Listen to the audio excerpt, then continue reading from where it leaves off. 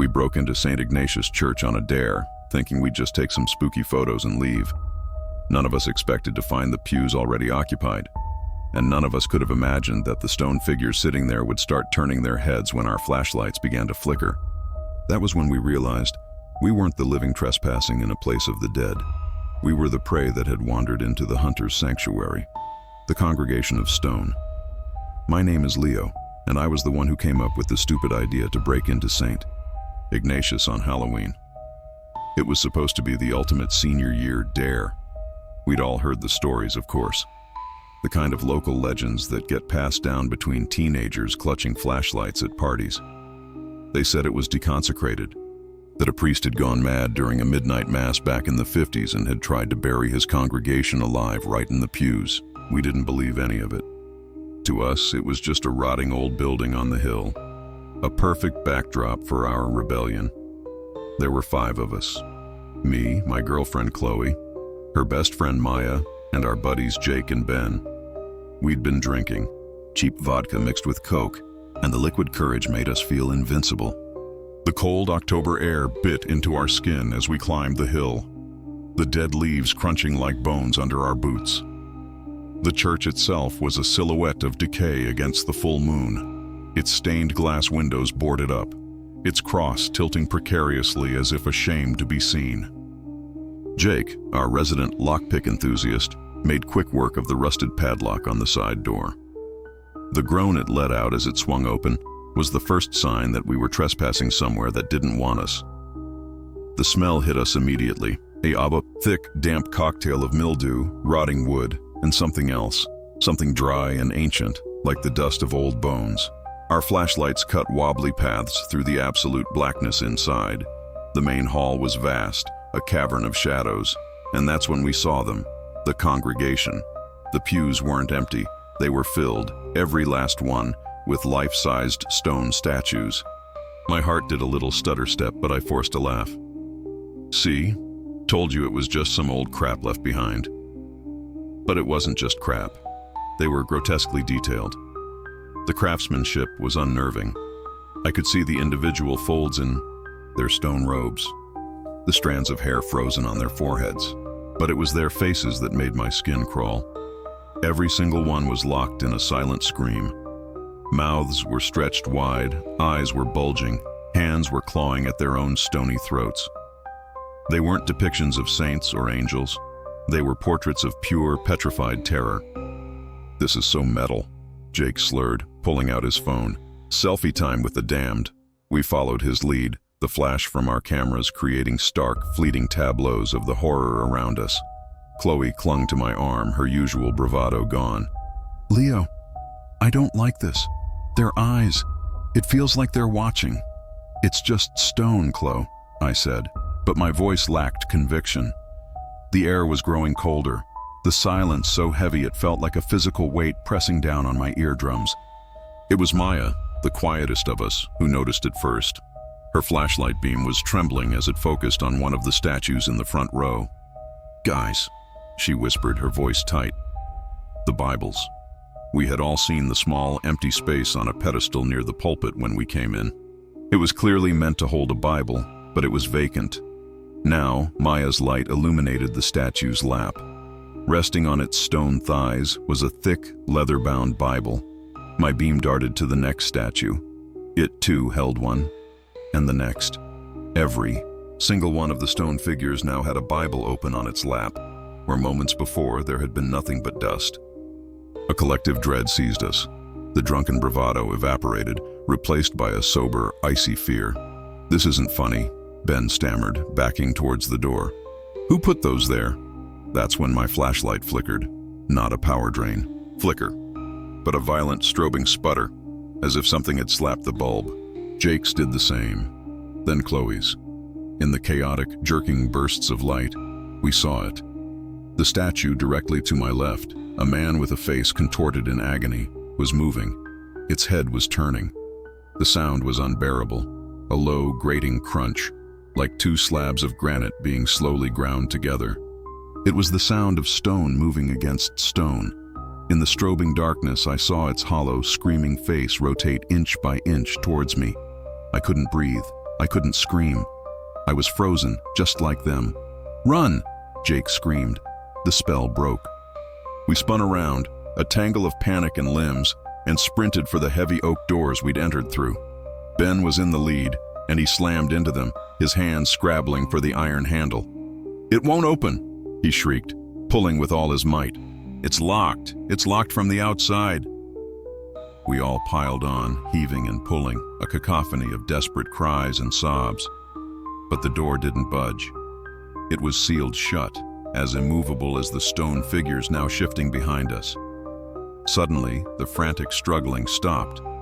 A new sound silenced us, a sound so chilling it turned our blood to ice.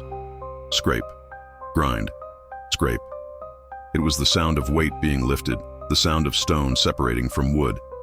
We turned, our 5 trembling flashlight beams converging into one pathetic pool of light at the center of the aisle. The statues were standing up. One by one, they rose from the pews, their movements agonizingly slow, accompanied by that horrific, grating noise. Dust and chips of stone rained down from their joints. They didn't look at us with malevolence or rage. Their faces were still frozen in those eternal screams, but their bodies were moving, turning, their stone feet scraping against the floor as they began to step into the aisle. They were surrounding us, cutting off any escape. The silence was back, but now it was a deafening silence, broken only by the relentless, slow scraping of stone on stone and the ragged, terrified gasps of our own breathing. We were trapped in the belly of that forgotten church, and the congregation was finally ready to begin its service, a service we were now a part of, forever. The Unholy Water. My name is Samuel, and for 20 years I served as the sexton of St. Bartholomew's Parish. I was the one who polished the brass, swept the aisles, and ensured the ancient furnace kept the chill at bay. I've always been a man of practical things, wood, stone, and wax, leaving the matters of the spirit to men like Father Alistair. But I believed in the peace of the place, the quiet order of the liturgy. That all ended last Halloween, during the baptism of the Atonement. It was an old tradition one Father Alistair had revived from some forgotten church text. A baptism performed on All Hallows' Eve, meant to act as a bulwark against the dark spirits said to wander freely as the veil between worlds thinned. I thought it was theatrical nonsense, but the congregation, spooked by the time of year, embraced it.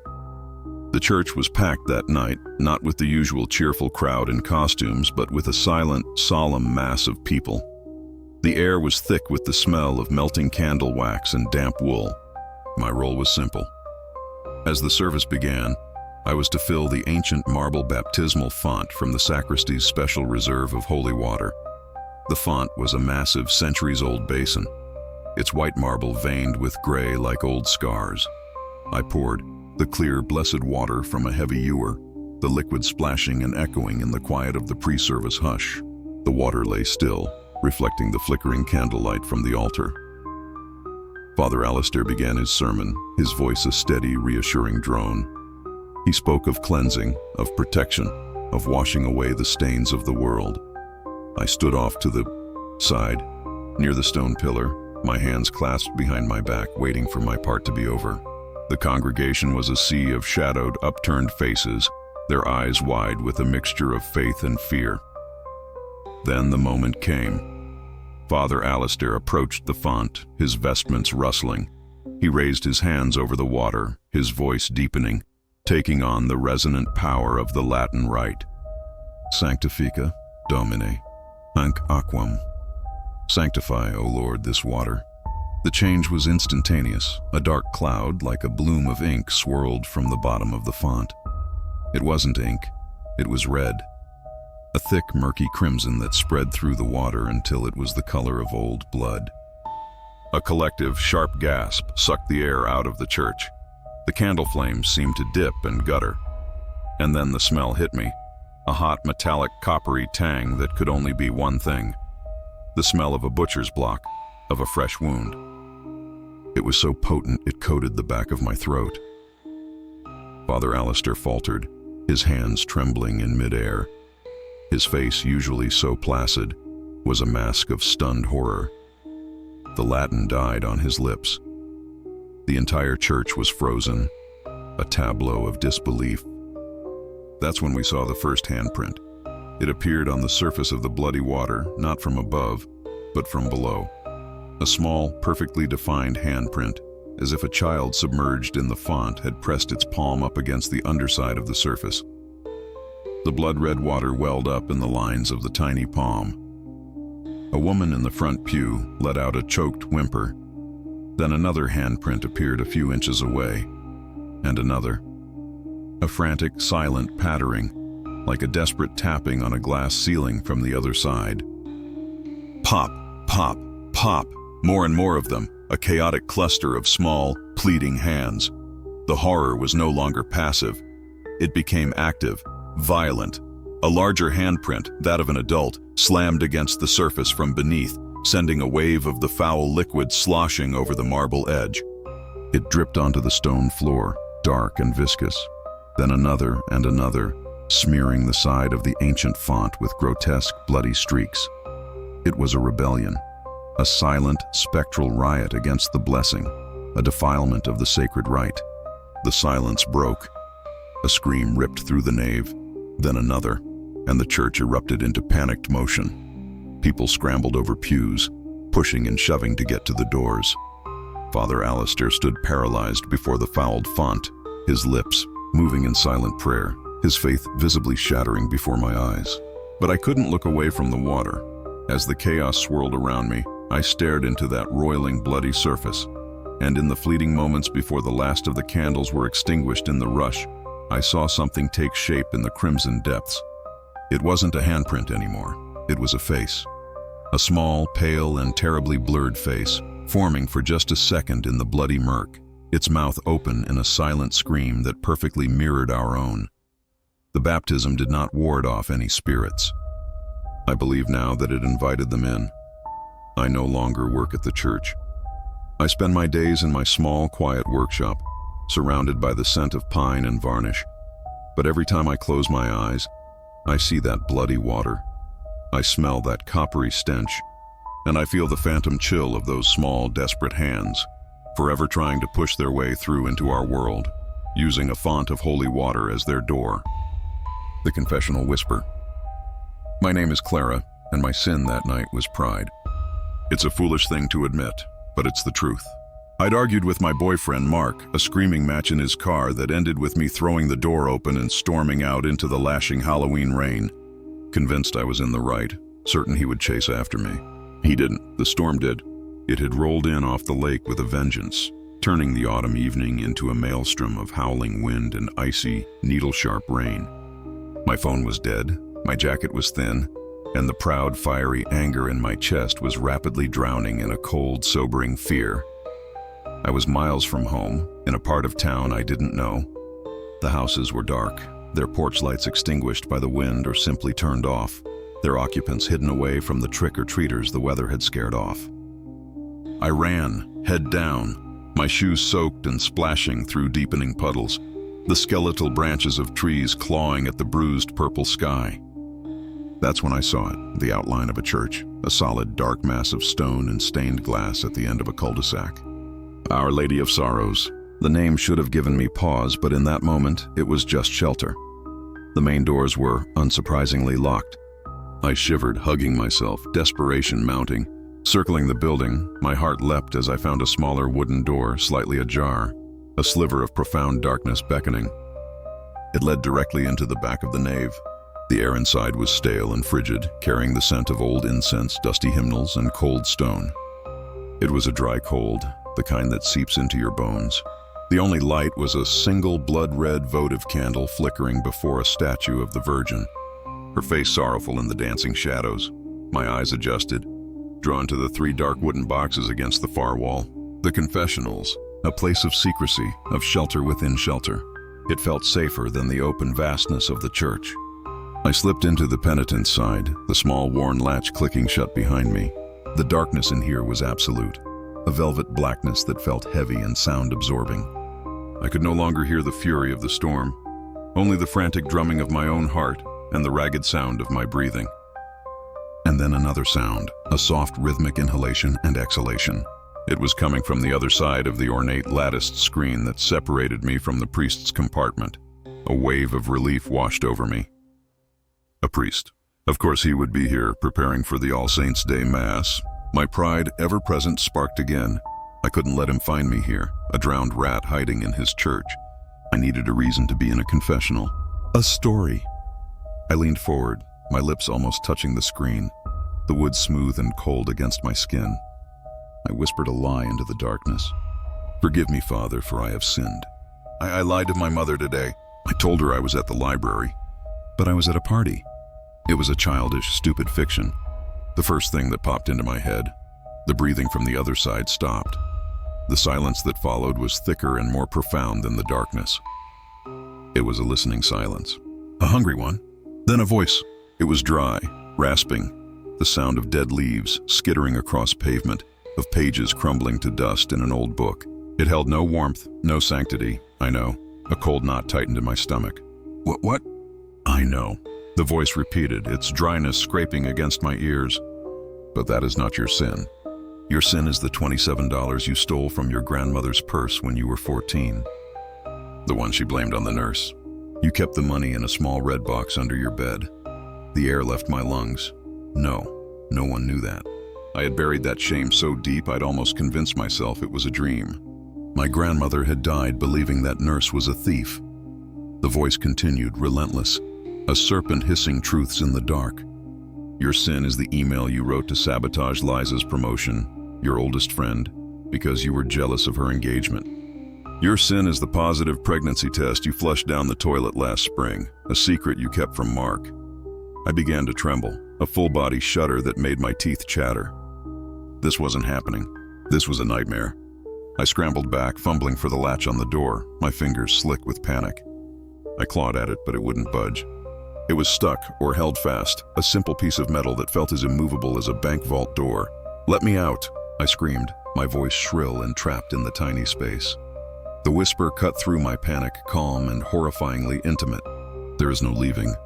You have only begun your confession. Your past sins are just the preamble."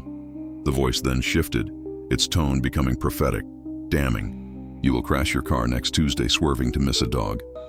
You will lie to the insurance company saying a child ran out for a larger payout. In 2 years, you will let your father die alone in his nursing home because you are too busy with a vacation in Mexico." "Stop it," I sobbed, pressing my hands over my ears, but the voice slithered through, clear as ever. "And your final sin, Clara," it hissed, the sound now dripping with a vile anticipation. "The last one you will ever commit. The one that waits for you," it paused. And I could have sworn I felt its presence on the other side of the screen, leaning in. A cold void where a face should be. It is hiding in my house tonight. With a final, sharp click, the latch on my side of the door released. I fell out into the church, scrambling on my hands and knees across the cold stone floor. I didn't look back. I ran out into the storm, the rain feeling like a baptism of filth. I never told the police. What would I say? I never told Mark.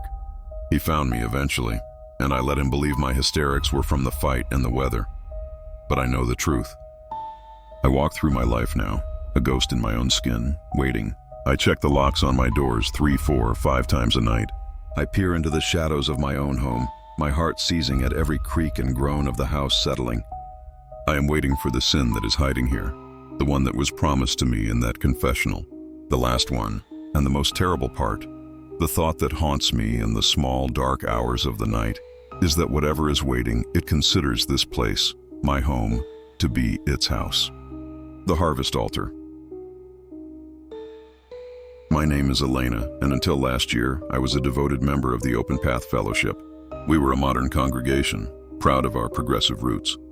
We traded stained glass for floor-to-ceiling windows that looked out on rolling Pennsylvania hills, and our sermons focused on mindfulness and community outreach, not fire and brimstone. It was this forward-thinking spirit that led Pastor Liam to propose the Harvest Blessing service for Halloween night. "Let's reclaim the season from commercialized fear," he'd announced, his smile warm and genuine. "We'll celebrate the earth's bounty and the cycle of life, not death." The idea was a hit. The week before the service, a group of us, myself, my husband David, and a few others, volunteered to gather decorations from Miller's Field, a plot of land the church had recently acquired. It was a beautiful sun-drenched afternoon. The soil was rich and dark, and the harvest was almost unnervingly plentiful. The wheat stood tall and golden, its stalks unusually thick. The gourds were a riot of vibrant oranges, greens, and yellows, their shapes perfectly, classically autumn. We filled the bed of a pickup truck, laughing and joking, the crisp air filled with the wholesome scent of dry grass and earth. The night of the service, the fellowship hall was transformed. We'd arranged the sheaves of wheat in large, beautiful stands flanking the simple oak altar. The gourds were piled artfully around its base, interspersed with autumn leaves and tall, white candles.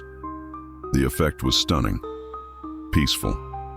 The air was warm and carried the gentle vegetal smell of the gourds and the subtle, sweet scent of the wheat. As the parishioners filed in for the midnight service, there was a palpable sense of warmth and community. We were all there, bundled in our sweaters, ready to partake in a new, beautiful tradition. Pastor Liam began with a reading about gratitude for the soil that feeds us. The small modern organ played a soft melodic hymn. David held my hand, and I remember feeling a profound sense of rightness, of connection. This was what church was supposed to be. The first sign that something was wrong was the smell. The sweet scent of the wheat began to sharpen, curdling into something cloying and metallic, like rotting honey and old pennies. I saw the woman in front of me wrinkle her nose subtly. Then the organ music faltered. The organist, Mrs. Gable, missed a note, her hands pausing as she stared towards the altar. A soft collective murmur rippled through the congregation. My eyes followed her gaze to the sheaves of wheat. A dark syrupy fluid was beading on the golden stalks. It oozed from the husks, thick and slow, dripping onto the white altar cloth in fat crimson drops. It wasn't sap. It was too dark, too viscous. The metallic smell intensified, now unmistakably coppery, the smell of blood. A child pointed and whispered, "Mommy, the pumpkins are moving." A wave of cold dread washed over me. The gourds were indeed shifting, not with the unstable wobble of a rounded vegetable, but with a slow, deliberate torsion, as if something inside was trying to get out. Their smooth, hard skins began to contort, forming ridges and depressions. A lump here became a nose, a crease there became a downturned mouth. The surfaces morphed, hardening into tiny, distinct faces, dozens of them. Each one was a mask of pure agony, their eyes screwed shut in pain, their mouths open in silent, desperate screams. The organ stopped completely. The only sounds were the frantic, dripping plink, plink, plink of the dark fluid hitting the cloth and the faint, squelching rustle of the gourds twisting on the altar. The faces weren't static. Their features moved, the silent screams shifting into what looked like prayer. Their tiny, lipless mouths opened and closed, forming silent words of supplication to a God they could no longer reach. Chaos erupted. People screamed, scrambling over pews, knocking over candles in their rush for the doors. David pulled me to my feet, his face a pale mask of horror. But I was frozen, my eyes locked on the hellish still life before me. The harvest altar. We had brought the bounty of the earth into our sanctuary, but we had forgotten what that earth contained. Later, after the police had come and gone, after the news vans had packed up their cameras, an old-timer from the Historical Society filled in the blanks. Miller's Field hadn't always been a field. During the typhoid epidemic of the 1880s, it had been a pauper's grave, a place where the unclaimed dead, the poor, the immigrants, the forgotten, were buried in a mass, unmarked pit. The land was cheap for a reason. The county records had been lost, the memory of the dead erased by time. We hadn't been celebrating a harvest. We had been desecrating a tomb. The wheat and the gourds had grown so lush and perfect because they were nourished by what lay beneath. We had ripped them from the soil that was their shroud and arranged them as a centerpiece for our service. And they, the forgotten, had attended. They had presented their bitter, bloody offering on our altar, forcing us to see the suffering we had built our peace upon. Their final prayer was not one of gratitude, but of long-ignored anguish, finally given a voice through the twisted fruit of their own graves. I haven't been back to the Open Path Fellowship. I don't think it exists anymore, not in any meaningful way. Now when I see a field of wheat, I don't see gold. I see pallid skin. When I see a pumpkin, I don't see a cheerful jack-o'-lantern. I see a screaming mouth, silent for over a century, but never, ever still. The Last Pew. My name is Alex Rourke, and I made a living by killing legends. As an investigative journalist for a skeptical online magazine, my specialty was debunking local ghost stories, exposing haunted houses as frauds, and giving superstition the cold, hard light of rational scrutiny. So when I heard about the legend of the Old Pine Chapel and its inhabitant of the Last Pew, I smelled a Pulitzer. Or at the very least a viral article. The story was simple, almost childish. The chapel, a crumbling stone relic on the edge of a forgotten cemetery, was said to be home to a presence known only as the Last Pew Sitter. The rule was absolute. Never, under any circumstances, sit in the last pew on Halloween night, for that was where he sat. The story was that a century ago, a lonely, troubled groundskeeper had hanged himself from the chapel's rafters on Halloween, and his spirit forever claimed that final bench, eternally waiting for someone to keep him company. It was perfect. An isolated location, a vague entity, a specific time constraint. It was a recipe for mass hysteria, not a genuine haunting. My plan was simple. I would enter the chapel at 11:55 p.m. on Halloween, sit in the infamous Last Pew, and broadcast the entire non-event live on my channel. I'd stay until sunrise, proving once and for all that the only thing to fear was boredom itself. The night was bitingly cold, a crisp autumn chill that made the fallen leaves crackle like static under my boots. The moon was a sharp sliver, offering little light as I picked the old lock on the chapel's side door. The air inside was a physical presence, still, frigid, and heavy with the scent of dust, dry rot, and the faint sweet ghost of old incense. My high-powered flashlight cut a swath through the darkness, illuminating pews scarred by time and a simple, plain altar. Dust motes danced in the beam like agitated spirits. I set up 2 cameras on tripods, one facing the last pew, one aimed at the main aisle. I gave a confident, whispered introduction to my live audience, my voice echoing unnervingly in the cavernous silence. This is Alex Rourke, and in approximately 3 minutes, I'm going to do what the town of Oakhaven has been afraid to do for 100 years. As the grandfather clock in the chapel's tower began to toll midnight, its groaning chimes shaking the very foundations, I walked calmly to the back of the chapel and sat down in the last pew. The wood was cold, harder than any pew I'd ever felt. The first few minutes were anticlimactic. Nothing. Just the fading echo of the final bell and the thick, waiting silence. I smirked, speaking to my camera. As you can see, the only occupant of this pew is me. The legend is, I never finished the sentence. It started as a shift in pressure, a sudden density to the air on my left. Then I felt it, an immense icy weight settling onto the pew next to me. I didn't see anything, not at first, but the worn oak plank between us groaned and visibly depressed, as if a man of solid stone had just sat down. A wave of cold so profound it felt like a physical burn washed over the left side of my body. My teeth began to chatter uncontrollably. Then came the smell. It bloomed in the air around me, bypassing my nose and coating the back of my throat directly. The sweet, cloying stench of flowers left too long on a coffin, underpinned by the deeper, earthier reek of wet soil and advanced decay. Panic, pure and electric, shot through my veins. Run. The command screamed in my mind, but my body was no longer my own. I was paralyzed, rooted to the spot by an invisible force that held me like a vice. I couldn't twitch a finger, couldn't open my mouth to scream. My eyes, wide with terror, were fixed on the empty space next to me, where the pew was undeniably indented and the air shimmered with a faint, greasy light. I felt a presence lean in. The decay smell intensified, suffocating me. Then, a voice, ragged and breathless, as if forced through ruined vocal cords, whispered directly into my ear. The sound was less of a voice and more of a dry, internal scratching, yet I heard it with perfect, soul-shattering clarity. Thank you. The words were filled with a bottomless, aching loneliness that was more terrifying than any rage. I was so lonely. I felt a sensation then, not a touch, but a transference. A dreadful hollow emptiness began to seep into me, as if my very essence were being siphoned out, replaced by a century of stagnant solitude. Now, the voice whispered, a hint of dreadful relief in its arid tone. We can trade places. With those words, the paralysis broke. I gasped a lungful of the foul air and launched myself from the pew, stumbling into the aisle. I didn't look back. I sprinted for the heavy oak doors, my heart hammering against my ribs like a trapped bird. I grabbed the iron ring and pulled. It was locked. From the inside, I spun around, my flashlight beam darting wildly across the empty chapel. The cameras were dead, their lights dark. The only sound was my own ragged, sobbing breaths. And then, from the last pew, I saw it. A faint shimmering outline began to form, a man-shaped void in the darkness, slowly solidifying. It was sitting exactly where I had been. It was taking my place. I don't know how I got out. I must have smashed a window, though I have no memory of it.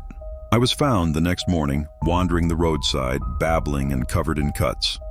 The police found the chapel doors still locked from the inside. The last pew was empty. They say I'm a free man. I live in a small apartment. I try to work, I see the sun, but I am not free. I feel the chill of that pew every moment. A permanent winter in my bones. I smell the decay on my own skin, no matter how much I scrub. And every time I sit down, on a bus, in a restaurant, on my own couch, I feel the wood give way next to me, and I hear that breathless, lonely whisper in my ear, a constant reminder. We traded places that night, but he didn't leave. A part of him came with me, and I know, with a certainty that stops my heart, that he is still so very, very lonely. And soon he'll want company again. The bell ringer's dirge. My name is Thomas, and for 40 years, I have been the groundskeeper and keeper of the keys for St. Mary's of the Vale. I know every creaking floorboard, every dusty pane of stained glass, every secret whisper this old stone church holds. But the one thing I have never known, not in all my decades, is the sound of the bell. It fell silent on a Halloween night long before my time. The night old Silas Crow, the bell ringer, vanished from the face of the earth, leaving behind nothing but a cold cup of tea and a legend that curdled into a warning. The story was that Silas, a solitary and superstitious man, had insisted on ringing the Compline bell on All Hallows' Eve, despite the rector's warnings. They say he heard a voice calling his name from the belfry, a voice that mimicked his long-dead wife. He climbed the ladder and he was never seen again. The bell, they said, was cursed. So it was sealed away, a silent sentinel in the tower, its great bronze tongue stilled for over 70 years. Until this Halloween, the night had been unnaturally still. No wind rustled the skeletal trees in the churchyard. No owls called from the woods. The silence was a physical weight, a thick blanket smothering the world. I was making my final rounds, the beam of my heavy flashlight cutting a familiar path through the gloom, when the first sound came. It wasn't a chime. It was a groan, a deep, metallic, agonized sound that seemed to vibrate up from the very foundations of the church. It was the sound of the great bell, St. Joan, stirring from her long slumber. My blood ran cold. I stood frozen in the nave, my heart hammering a frantic rhythm against my ribs. The groan was followed by a second, then a third, each one louder, more resonant than the last. And then the tolling began. Bong, it was not the bright, clear call to prayer I'd read about in the old parish logs. This was a slow, mournful dirge, a funerary beat that echoed through the empty church with a palpable, crushing sorrow. Each strike was a physical blow, the sound waves pressing the dust from the rafters and vibrating in the fillings of my teeth. Bong. It was a sound of profound loss, of eternal regret. I wasn't the only one who heard it. Phone calls lit up the rectory. By the time the 12th toll had faded into a ringing silence, a small, brave, and foolish search party had gathered at the church doors. Myself, Sheriff Miller, and 2 of his young deputies, their faces pale but set with duty. The climb up the bell tower was a journey into a forgotten world. The wooden ladder was slick with a century of dust and damp, each rung groaning in protest under our weight. The air grew colder with every step, thinning until it felt sharp in our lungs. The smell was of old pigeon droppings, rust, and that same strange metallic cold. We emerged into the belfry, a square platform open to the elements through great arched windows. The moon, bloated and yellow, cast a sickly light on the scene. The massive bronze bell, St. Joan, hung motionless in the center. And below it, the bell rope, a thick braided cord of hemp, was swinging. Gently, lazily, as if someone had just let it go, the tower was empty. "See?" one of the deputies said, his voice trembling with forced relief. It was just the wind. A trick of the air. But there was no wind. The night was perfectly, deathly still. Sheriff Miller, a pragmatic man, stepped forward, his flashlight beam scanning the shadows.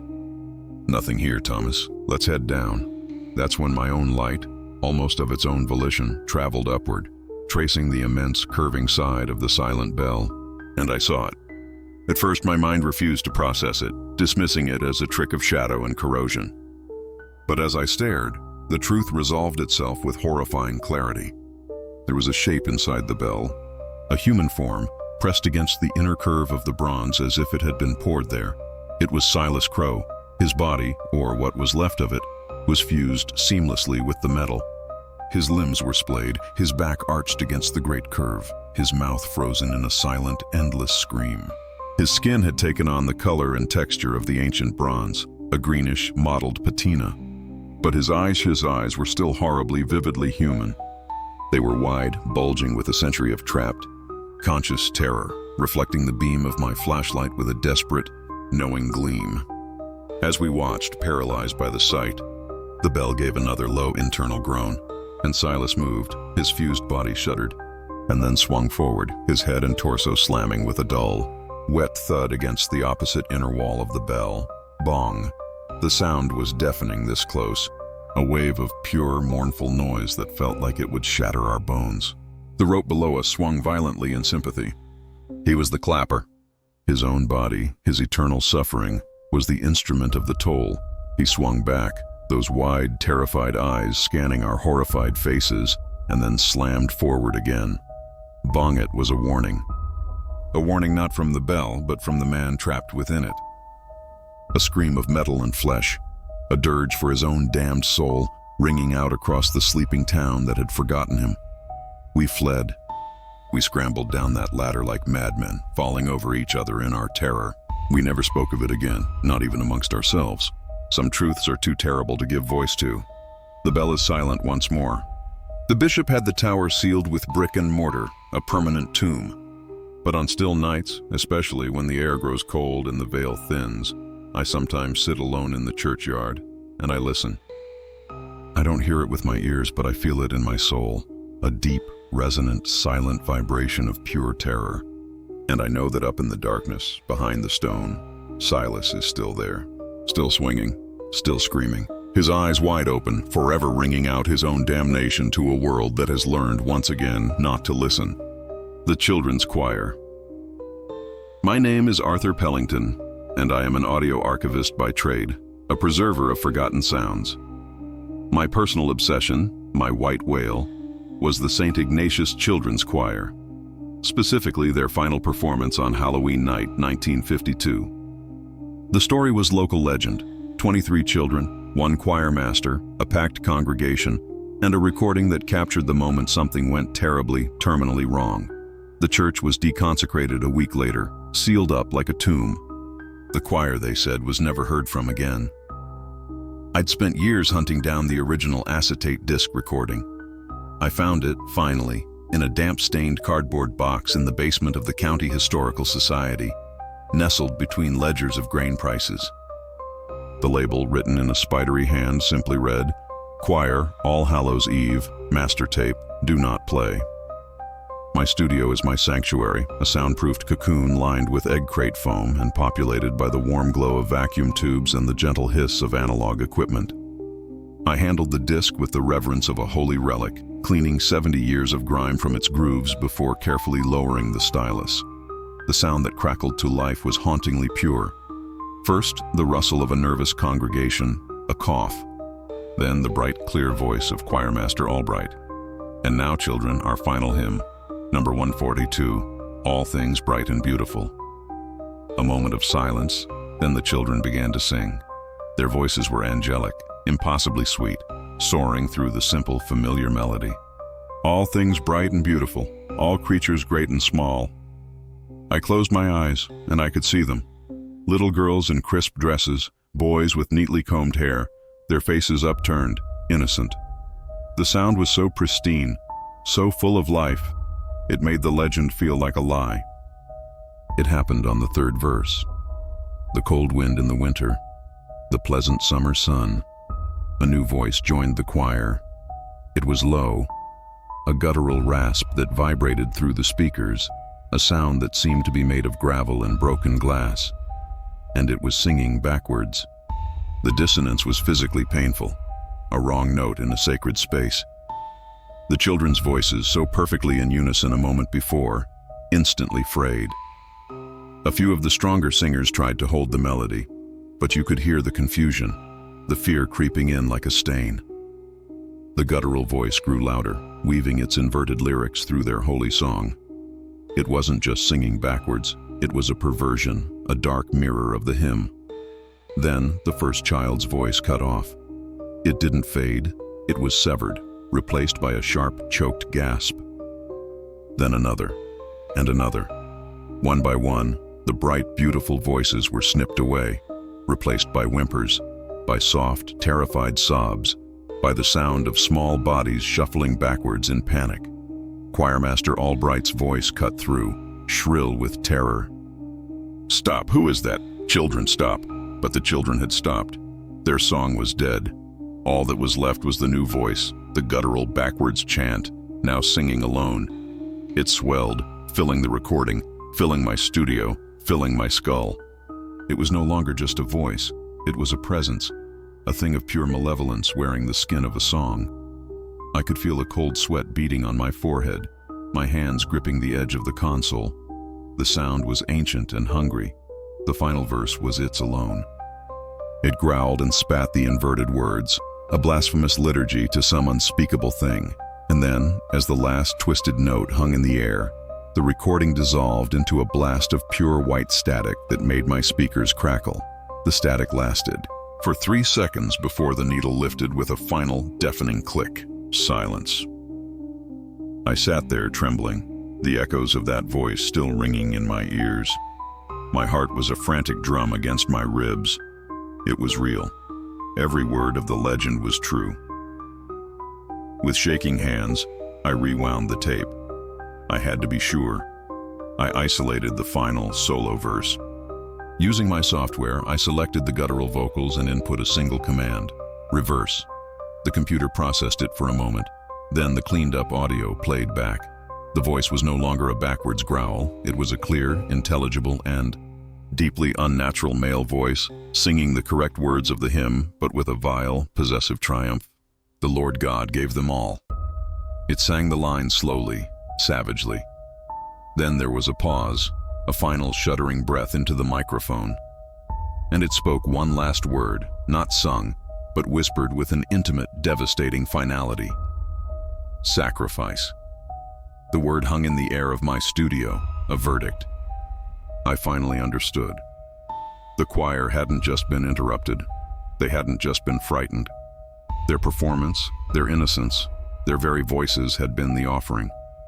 The recording wasn't a document of a tragedy. It was the ritual itself. I ejected the disc and locked it away. I haven't played it since. But I hear it anyway.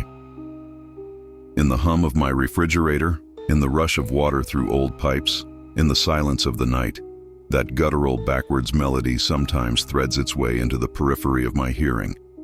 I find myself listening to groups of children singing now, at school plays or holiday pageants, and I feel a cold dread instead of warmth. I listen for the moment the harmony might fracture. I listen for a new voice, low and rasping, waiting to join the song and claim its long overdue prize.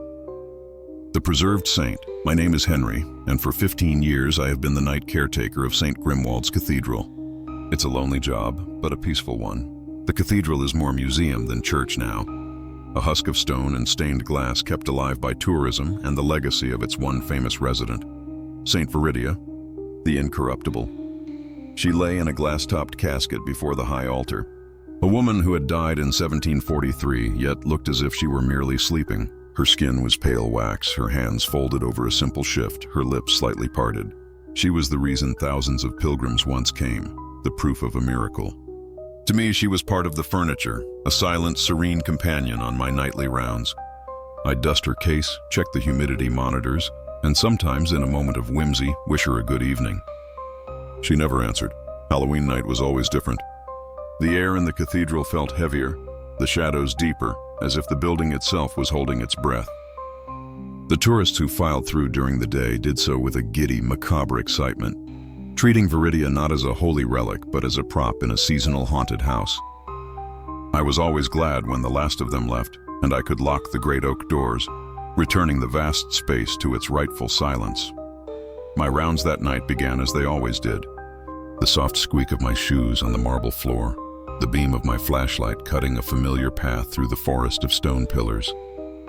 The only sounds were the distant moan of the wind outside and the low, constant hum of the climate control system fighting a losing battle against the autumn chill.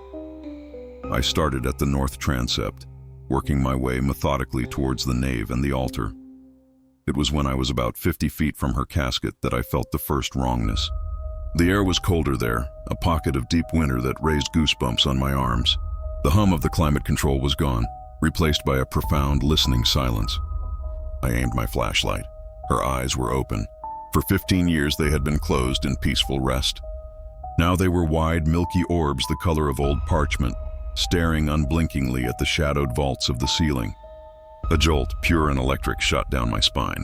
My breath hitched. It was a trick of the light, it had to be. A reflection. I took a step closer, my heart beginning to hammer against my ribs. As I watched, paralyzed, a single tear welled from the corner of her right eye. It wasn't clear. It was thick, black, and viscous, like crude oil or tar. It traced a slow, glistening path down her waxen cheek, leaving a dark stain on the pristine linen of her pillow.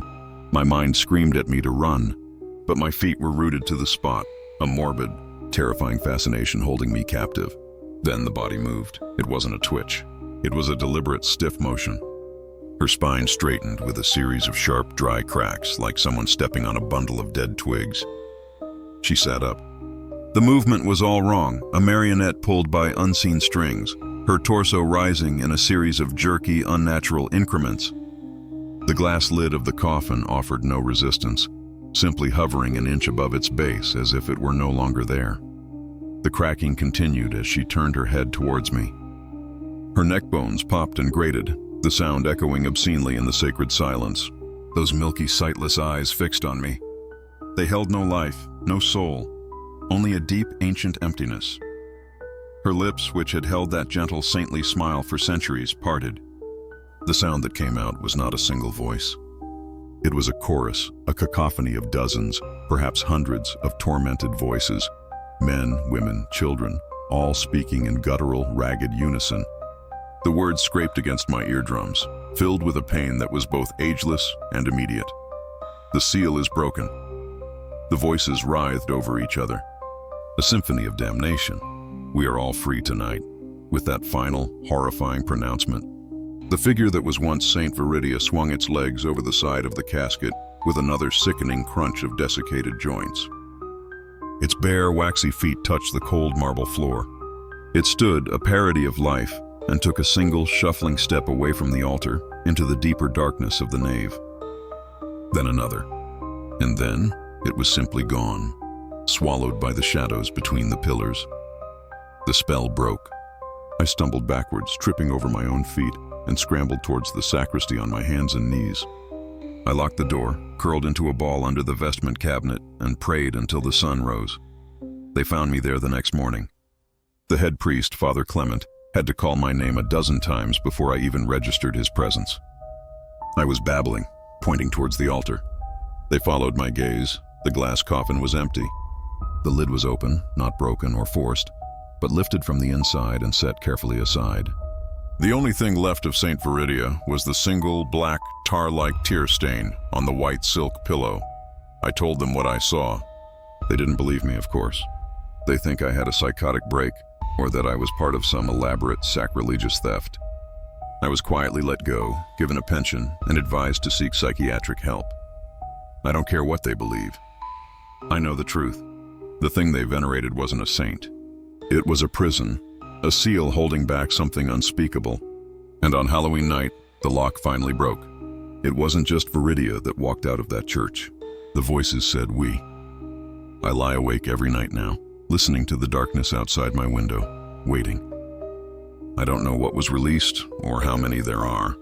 I only know they are free, and I know with a certainty that chills my soul that a night will come when they grow hungry and they will remember the caretaker who witnessed their liberation. Love dark horror stories. Like if these stories chilled you to the bone, subscribe for weekly nightmare fuel. Comment below which story terrified you the most. Share this with someone who loves a good scare. Bonus: turn on notifications so you never miss a spine-tingling tale. Your engagement helps create more terrifying content.